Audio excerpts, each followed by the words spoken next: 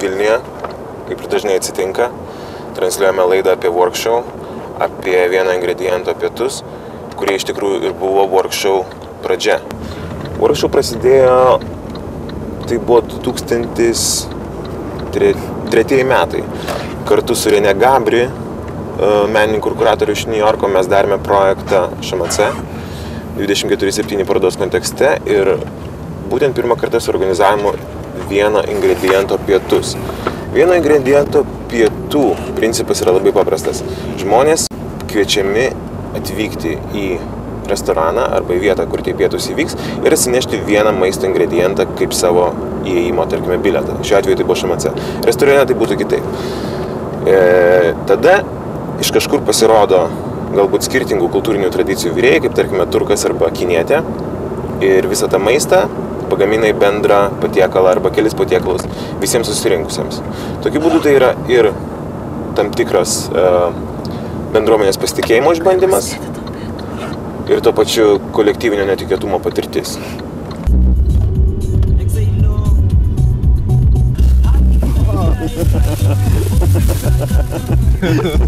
Iš parduotuvės, ar ne?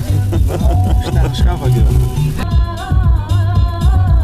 Vėliau mes pakartojame tą pačią formulę Venecijoje ir Puerto Rike. Puerto Rike galbūt buvo vieni įdomiausių pietų, kurie išvirto į vakarienę, o vėliau į visiškai grupinį žmonių grojimą visais virtuvės įrankiais. Įsivaizduoju, po truputį, pradėjo aišku brazilai. Jie susigraibė visokius virtuvės įrankius ir pradėjo groti. Ir pamažu, iš tikrųjų, kažkur buvo 50 žmonių, jie visi grojo su įrankiais. Kiekvienas nusvėrė kažkokią šakutę, kažkokį puodą. Ir netgi Otto Bercham, kurio projektas yra ant mano krūtinės, jisai nusitvėrė du tokius didžiulius puodų dangčius ir su jais gadino visą tą subtilų latinoamerikietišką ritmą. Žinai, darė tai, ką daro paprastai sirgaliai stadione.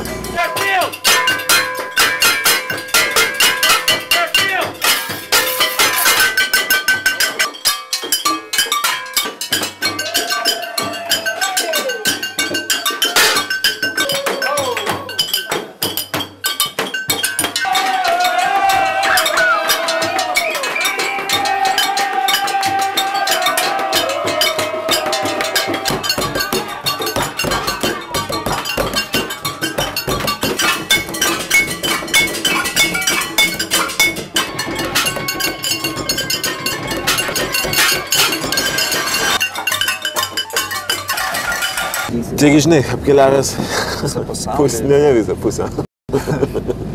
Saulę. Šiltąją, nes iš tikrųjų buvo Venecijoje, Puerto Rike, kaip jau minėjom. Ir paskui vieną ingredientą pietus vėl grįžo į Vilnių, RAM 6 renginio kontekste. Ir tuomet jau ŠMC svečių namuose šeimininkavo kompanija svečių, iš kurių, aišku, daugiausiai reiškėsi Dorinelis. Dorinelis iš Rumunijos ir Švedijos, kurį tu ir šiandien atstovauji, kurį tu šiandien įkūnijai. Cooking in the night, Yes, I am here in an art project, and I know that this will be shown later as an art project, and always some artists use other people to do their projects, they do something. And especially artists, right? Yes, artists very good at using their relatives. Other artists, right? Other artists, but also their relatives, their friends. Yeah. And in the end, they have their signature on this. Exactly. So in the end, this will be your project, and only your name will be. I did it in there and there. And there. I did it. Exactly. And in the end, it worked. Yes. Yeah. And it's also that we have in the origin and the painting. Somebody, your relatives, your mother, father will help you to buy the canvas, the colors, everything. But in the end, it's only your signature on it. Do you have an ingredient here? Yeah. What? I'll put my hand. Put your hand. Slice there. Oh yeah. But I don't eat, but it is. You want to share? You want to donate this? That's the one, huh? Yeah. With the shrimps. Ask the shrimps if they like to be in this project. And if they don't say anything, it means they don't like. Silence, it means don't. Is it true that they don't like being in the fry pan? But you know, like, Look in their eyes. in old Chinese culture, they say that the silence means yes. But now I put the questions. Is it true that you don't like being in the fry pan? Tai iš tikrųjų tokių, žinai, tapo galbūt modelių, kas įvyko po to. O kas įvyko po to? O kas įvyko po to? Wow. Wow, workshow. Kas tai? O, tai būtent workshow. Tai iš tikrųjų ir buvo kelias workshow, buvo tokios formos, kaip jau kalbėjo, netiesinis kelias, kuomet intro klube prieš porą mėnesių atsitiko pirmasis workshow epizodas.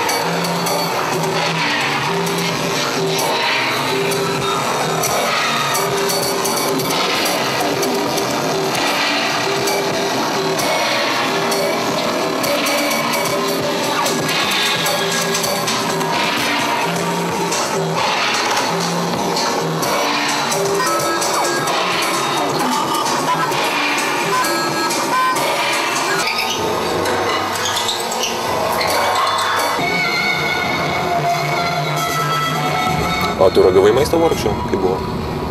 Ragavau. Jie padarė iš tikrųjų labai gerą maistą. Tarkime, tas desertas, kuris buvo su bene ryžių kruopomis ir vaisiais, buvo superinis.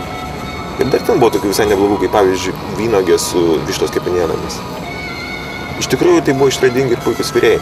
Nes čia irgi yra, tarkime, vieno ingrediento pietų formulė, tai yra virėjo išbandymas, jo fantazijos išbandymas.